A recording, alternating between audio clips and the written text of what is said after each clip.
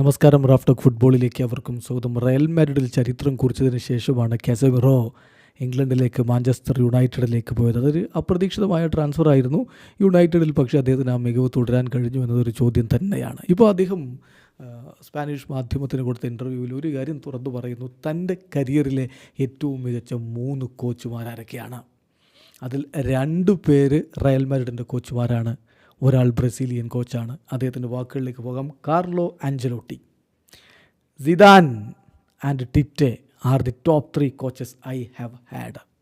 എന്നെ പരിശീലിപ്പിച്ചവരിൽ ടോപ്പ് 3 കോച്ചുമാർ ഇവർ 3 പേരാണ്. കാർലോ ആഞ്ചലോട്ടിയും സിദാനും ടിറ്റിയുമാണ് ടോപ്പ് 3 കോച്ചുമാരെന്ന് അദ്ദേഹം പറഞ്ഞു. വല്ലാത്ത ഒരു കോച്ചിങ് നിരയാണത്. ആഞ്ചലോട്ടിയുടെ ഏതാണ്ട് അതുപോലെയുള്ളയാളാണ് ടിറ്റ്. അവർ തമ്മിലുള്ള അടുപ്പവും എല്ലാവർക്കും അറിയാം.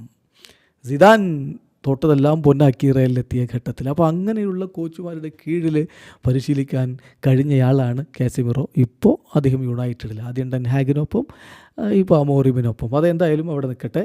ചരിത്രത്തിലെ ഏറ്റവും മികച്ച കോച്ചുമാരുടെ കൂടെ പരിശീലിച്ചിട്ടുള്ള ആളാണ് കാസമിറോ. അതോടൊപ്പം തന്നെ അദ്ദേഹം റയൽ വിട്ടു പോയതിനെക്കുറിച്ച് പറഞ്ഞത്, എൻ്റെ ഫയർവെല്ല് അതൊരിക്കലും എളുപ്പമുള്ള കാര്യമായിരുന്നില്ല. എൻ്റെ ഫാമിലി, എൻ്റെ ടീംമേറ്റ്സ്, എൻ്റെ ഫ്രണ്ട്സ്, ഞാനെല്ലാം മാഡ്രിഡിൽ നൽകിയിരുന്നു. അവിടെ കളിക്കുന്ന സമയത്ത് സർവ്വം സമർപ്പിച്ചിരുന്നു.